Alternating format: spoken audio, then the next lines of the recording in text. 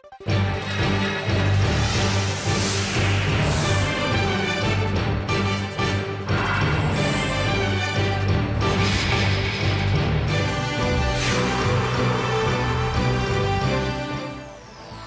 our broadcast tonight, the three-way talks between the leaders of South Korea, the U.S., and Japan will be held in The Hague next week. Though not bilateral, it will mark the first formal talks between President Park and Prime Minister Abe.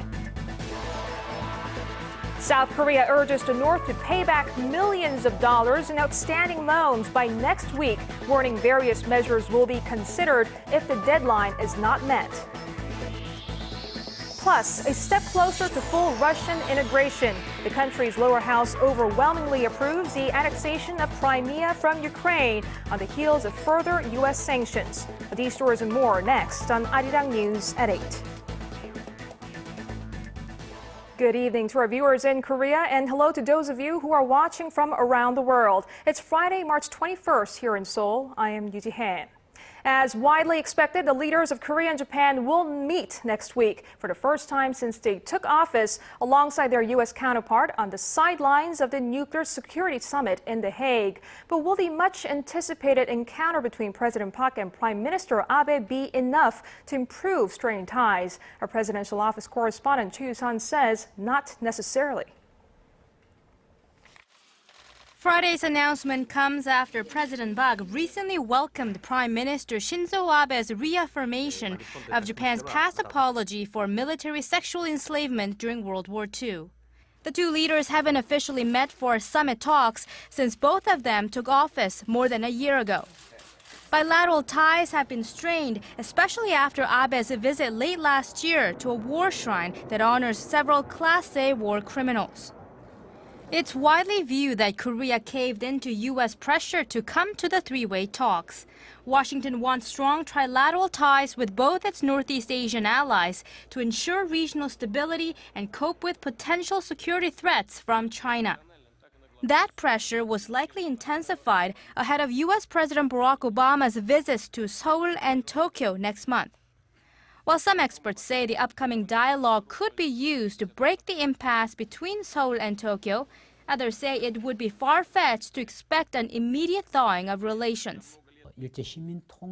What Korea wants from Japan is an acknowledgement of the illegality of its past colonial rule, an apology from the government, the cabinet, and rightful compensation, as well as restoring the reputation of the victims.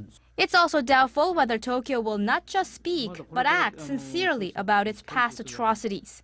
The Abe cabinet still intends to review the 1993 apology for coercing women into sexual slavery and will likely make further claims to Korea's Dokdo Island in school text next month.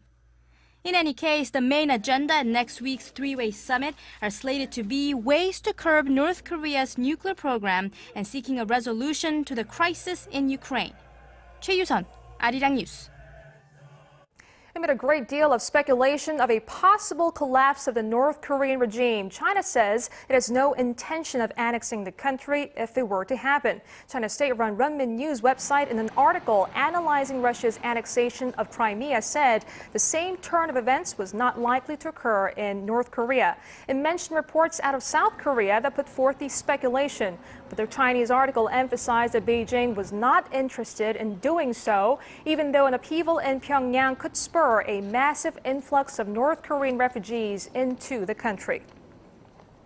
The South Korean government was forced to play the role of debt collector on this Friday. That's because North Korea missed a Monday deadline to pay off $8.6 million of a loan provided back in 2007. If history is any indicator, the South shouldn't expect a prompt payment. Kim Hyun-bin reports. Seoul is calling on Pyongyang to repay millions of dollars in loans that were borrowed years ago. A South Korean unification ministry official said Friday that the communist regime was due to make a payment of $8.6 million on Monday, as part of an $80 million loan given to the North back in 2007. Should the North fail to make the first repayment on the 24th toward the cost of raw materials borrowed, we will request that they pay it as of the 25th. The loan came in the form of raw materials that were used to produce clothing, footwear, and soap. With interest included, Pyongyang is due to pay $86 million to the South over the next 10 years. South Korea's state-run Export-Import Bank sent a message to the North last month, informing it of its payment obligation. But Pyongyang has yet to reply. It's not the first time Pyongyang has missed a loan payment. They've missed several deadlines to pay down $724 million of food loans provided by South Korea in 2000 and 2007. All told, the communist regime is due to repay the South over $931 million by 2037, including principal and interest, for food and raw material loans. Kim Hyun-bin, Arirang News. An American aerospace company says the price of its F-35 fighter jets will drop over the next 5 years to as low as $80 million per plane. Lockheed Martin said Friday that the cost is coming down because the level of production will be going up. Korea is set to finalize a plan to buy 40 of the radar-evading fighter jets to replace its aging fleets of F-4s and F-5s. The initial plan was to purchase 60, but that was scaled back due to budget constraints. While the price dip would appear to be welcome news for officials here, they're cautious, calling the price reduction estimates a bit too optimistic.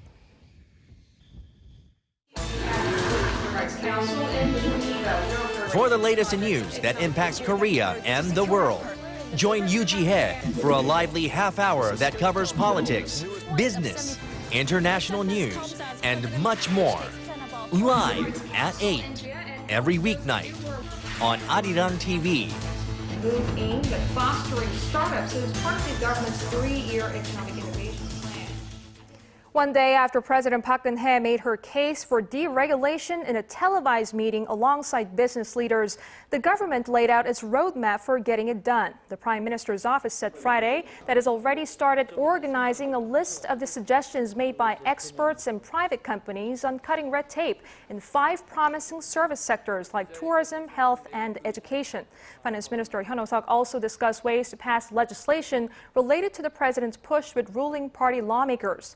The government plans to deliver a detailed schedule of the administration's deregulation drive to related ministries early next month. A 10th round of free trade talks between Korea and China wrapped up on this Friday. The two sides were unable to make any significant progress, agreeing only to try again the next time around. Na Young-kyung has more. There were no major breakthroughs on the Korea-China FTA, says Korea's chief FTA negotiator Woo Tae-hee. After wrapping up the talks, which took place over 5 days in Ilsan, north of Seoul, Woo told reporters the two sides were only able to agree to disagree. We demanded that China lift tariffs on our manufacturing goods in the early stage, while China asked for an opening of Korea's agricultural market. The two sides were in a tug-of-war, and not much progress could be made. But he added it doesn't mean the talks were falling apart. Seoul and Beijing are still in the process of understanding each other's needs, and they will meet again in May or June for another round of talks in China. During this round, the two discussed tariff concessions on various goods, including items classified as both sensitive and highly sensitive. China is Korea's top trading partner, with analysts predicting that Seoul's GDP will increase by up to 3% in the 10 years after the deal takes effect. But farmers in Korea oppose the deal, saying it will devastate Korea's agricultural sector. Another issue of contention related to the deal is illegal fishing by Chinese fishermen in Korean waters.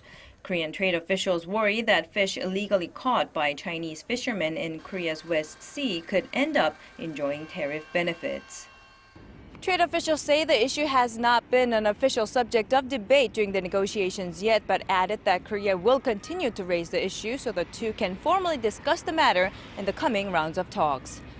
Na Hyun-kyung, Arirang News, Sejong. Friday, March 21st is Cancer Prevention Day in Korea, a day dedicated to raising awareness and encouraging prevention. And marking the occasion, we'll look into how much Koreans are exposed to the devastating effects of this disease that knows no boundaries and what can be done to prevent it. Our Kwon So-hwa reports. Cancer is the #1 cause of death in Korea, and the number of cancer patients in the nation has been on a steady rise in recent years. From 2001 to 2011, the total nearly doubled. The most common types of cancer in Korea are gastric cancer and colorectal cancer for men, and thyroid and breast cancer for women. One logical reason for the rise is that people are living longer these days. If we don't prevent this deadly disease, then almost every family will make a big burden for the treatment of cancer, because the incidence at this time is 1 out of 3 in adults, but I predict that it will be 1 out of 2 in near future because of aging process. However, the number of cancer patients in their 20s and 30s is increasing as well. Some doctors say that could be because the disease is being detected more effectively and at early stages. So we have better machines for taking pictures, and then particularly ultrasound. And then in Korea, we have probably the best healthcare system at this time in the world. So everybody seems to have a routine sort of checkups. The nation has 10 codes of conduct for cancer prevention. They include not smoking, maintaining a balanced diet, limiting salt and alcohol intake, and exercising regularly. And there's old saying, the cancer prevention is better than treatment. And the World Health Organization designates March 21st as a Cancer Prevention Day. The Korean government and National Cancer Center Korea recognize this day to raise the public awareness. The World Health Organization says a third of all cancers can be averted through preventative measures, and doctors still stress that an apple a day keeps the doctor away. Kwon So-ah, Arirang News.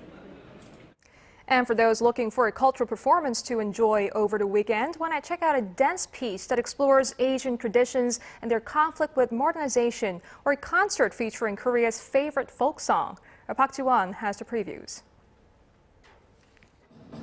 The Korea National Contemporary Dance Company brings its modern dance piece, Pulsang, to the stage this weekend. Pulsang is the Korean word for a Buddhist statue, but it sounds the same as the Korean word for pity. The company delves into the double meaning of the title with iconic dance moves adapted from traditional dances from various Asian countries. Renowned Korean DJ Soulscape and prominent pop artist Choi You-sun also helped create the performance. This work shows how traditional Korean and Asian culture, represented as statues of the Buddha, have been twisted and transformed in the process of modernization. The work was inspired after a visit to Buddha Bar in Paris, where Buddha statues were used as trendy interior items. The work will be presented in France next year to commemorate the year of cultural exchange between Korea and France. And on another stage, regional variations on Korea's most beloved song Arirang are showcased, along with traditional Korean dance. Arirang is a traditional Korean folk song that is on UNESCO's World Intangible Heritage for Humanity list, and there are thousands of variations on the lyrics and melody. Out of the thousands of Arirang variations, we chose the most representative and well-known versions, the ones that are still widely sung in the country, such as Miryang Arirang, Jindo and Jeongseon Arirang. This special performance was organized by the Senior Public Diplomacy Group with support from the Foreign Ministry to further promote the song and for the sake of cultural diversity and preservation. Park Ji-won, Arirang News. It's time for In the Press, where we look at some of the hot issues that have grabbed the attention of the domestic media this week. From propaganda in North Korea to pollution crisis in Paris, Yoo Yan reports. Good evening and happy Friday. Now, I want to start with a feature article on North Korea from Chosun Ilbo. And now the story here gives us some insight into the disparity between what North Korean textbooks teach students there about South Korea and how they actually view South Korea. Now, the title up here reads, North Korea textbooks call South Korea a living hell. In reality, Korean-made rice cookers cosmetics popular. Now, directly under the title, there's a photo from a North Korean textbook that shows a girl holding a sign which reads, please buy my eye. Now, she's identified in the textbook caption as a North Korean defector in the streets of Seoul, and it's meant to explain the type of life North Korean defectors have down here in South Korea. Now, the article also says the U.S. has made South Korea a living hell where terror and oppression is prevalent. But take a look at this image on the right. You see a North Korean soldier keeping a close watch on North Koreans. But nevertheless, families are enjoying South Korean dramas on TV and using a South Korean-made rice cooker and TV. Now, the article brings light to the stark difference between North Korean authorities' efforts to brainwash their people to turn them against South Korea and the North Korean people who, with a good sense of South Korea's standard of living, appreciate South Korean-made products. Now let's go on over to this next article from 중앙일보, which tells us that it's not just Beijing that's suffering from the smog crisis. Now the title up here reads, as suffocating as Beijing, Paris imposes alternate day driving. Now Paris has also seen its smog levels peak in the past week, surprisingly on par with Beijing, one of the world's most polluted cities. Now you see here the Eiffel Tower covered in smog, and on the right it says Paris saw its air quality index reach 185 micrograms, which is higher than Beijing's 156 earlier this week, and also twice the accepted safe limit of 80 micrograms. Now, this has prompted French authorities to limit the number of cars on the road for the first time since 1997. It's definitely disturbing to see cities elsewhere around the world joining with Beijing in the smog crisis, signaling that air pollution is rising as a global environmental problem. Now let's take a look at this next article from Business Daily, the Made Business newspaper. Now the headline up here reads, price of coffee 1.5 times the price of lunch. Now coffee here in Seoul, like in many other fast-paced cities around the world, has become a routine part of people's lives, and the market for coffee shops is becoming overheated as they compete with one another. So to find a new competitive edge, coffee shops here are going premium. Now, the article tells us that Starbucks launched a gourmet coffee brand called Starbucks Reserve earlier this week. These high-end cups of coffee are brewed only by people who have gone through specialized barista training programs. And depending on the coffee beans they use, the price for a cup of coffee could go as high as $10. Now that, according to the article, is 1.5 times the average cost that people spend on lunch. Now it's not just Starbucks. 4 more major coffee chains have also launched similar premium branches in the past few months. Now these chains do definitely seem to be targeting a group of coffee fanatics, but in the long run, will these stores draw in enough people who want to opt out of a decent lunch for premium coffee? Now that we'll have to wait and see. Now with that, I'll end your look into the Korean press this week.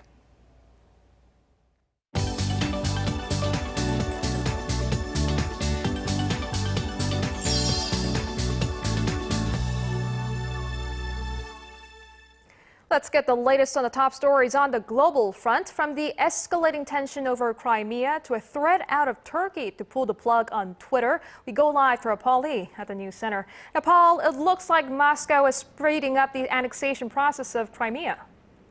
That's right, Jay. Both houses of Russia's parliament have overwhelmingly approved the treaty to annex Crimea from Ukraine.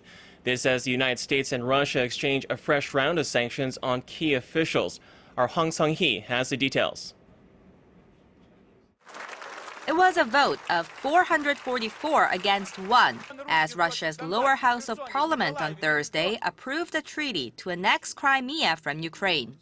The upper house is expected to complete ratification on Friday, and President Vladimir Putin and Crimean leaders will ink it early next week. The decision to accept Crimea into the Russian Federation complies with the international law, including the principle of sovereign equality written on the UN Charter and the right to self-determination. As Russian forces take over more Ukrainian military bases in Crimea, Ukraine is speeding up its withdrawal of soldiers. In parts of Crimea, residents are lining up to apply for new passports. We are in Russia. We are Russian citizens now. What do we need Ukrainian passports for? We will exchange them with great pleasure. It won't be worse, it will be better. It says a lot that the young are in support of Crimea joining Russia. UN Secretary General Ban Ki-moon met with President Putin Thursday in Moscow, urging for a peaceful settlement to the crisis. The UN chief travels to Kiev on Friday to deliver the same message. The first and foremost, most important way is for Russia and Ukraine sit down together and engage in direct and constructive dialogue. This comes as U.S. President Barack Obama expanded sanctions to take in a Russian bank and some high-profile Russian billionaires with close ties to Putin. Russia also announced travel bans against 9 prominent Americans, including Senators Harry Reid and John McCain. Hwang Sang-hee, Arirang News. Meanwhile, the European Union has slapped travel bans and asset freezes on 12 more people, bringing the number of Russians and Ukrainians facing EU sanctions to 33. The 28-nation bloc said it would publish the full sanctions list on Friday. All right, Paul, let's now talk about the political limbo in Thailand. The top court has ruled that the results of last month's general election are invalid. What's behind the decision? Well, in a 6-3 vote, officials say they annulled the February 2nd poll because nationwide voting did not take place in every constituency on the same day. The election, called by embattled Prime Minister Yingluck Shinawatra, ran into problems after protesters blocked candidates from registering in 28 districts. The court has now ordered a new round of elections, however, no date has been set. Protesters say they plan to disrupt any elections moving forward.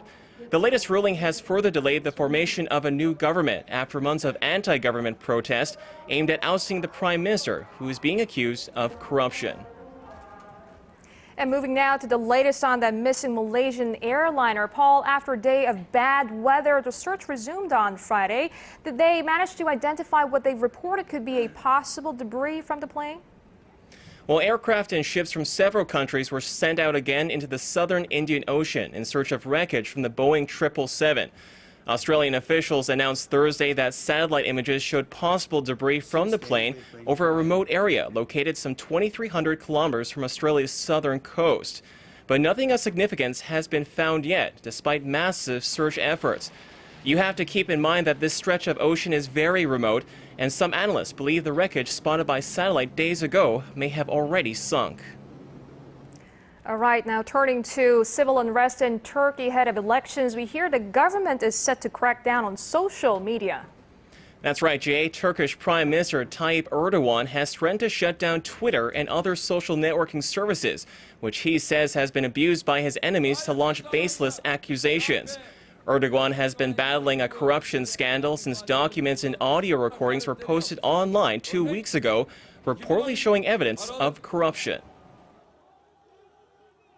Can you imagine? There are international conspiracies. Twitter mwitter. We have a court order now. We will wipe out all of these. The international community can say this, can say that. I don't care at all. Everyone will see how powerful the Republic of Turkey is.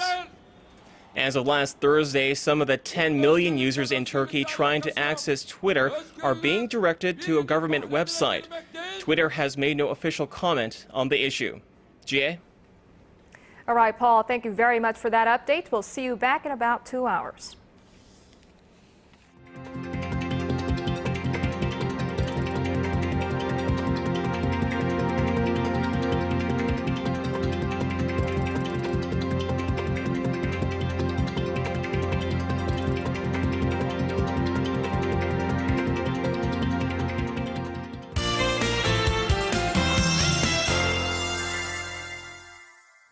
Let's get a check on the weather with our Kim Bo-kyung at the Weather Center. Now, Bo-kyung, what do we have in store for the weekend? Happy Friday, Ji-hye. It looks like this weekend will be perfect for outdoor activities, so make sure to get outside and enjoy the weather.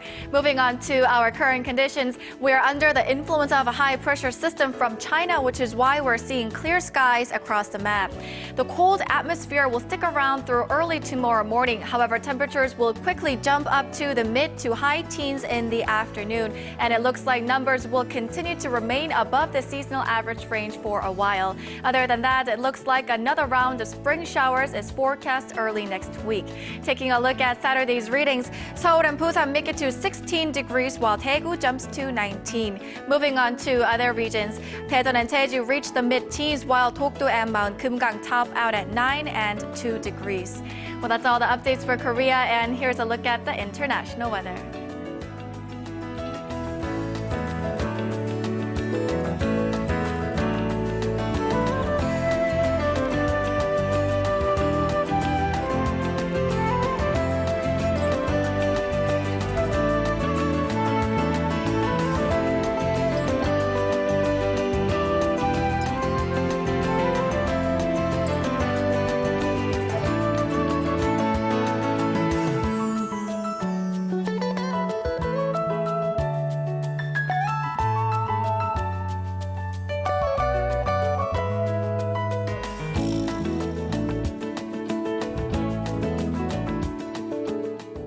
And that brings us to the end of our newscast. I'm Yoo Ji-hye in Seoul. I'll be back with more news updates on our primetime news at 10 p.m. Korea time. See you then.